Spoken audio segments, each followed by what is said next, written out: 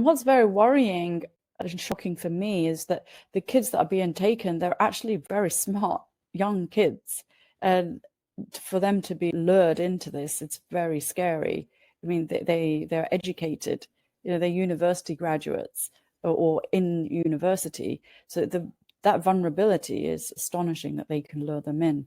So we were approached by some high net worth individuals to develop campaigns to prevent young people from being tricked into these scam centers, to prevent people from being scammed. So we developed a series of e-learning videos on this in multiple languages. I think we have it in 10 languages, a television commercial on this.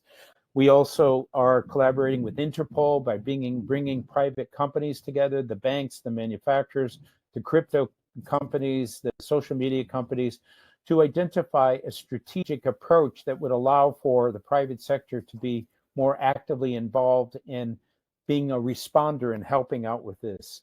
So much of what we're really trying to do is to raise awareness and to find creative ways of helping to fight this particular issue. For example, one particular scam center on the border between Thailand and Myanmar, KK Park, has about 40,000 victims in one location.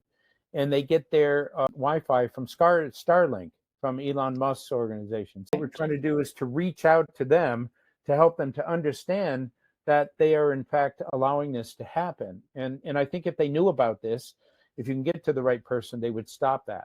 So what we're really trying to do is to come up with practical solutions, because you don't have Wi-Fi, you can't go around scamming people. The other thing is, just one other aspect of this is that these job interviews for these locations are like Zoom interviews. They use legitimate job sites in order to attract them.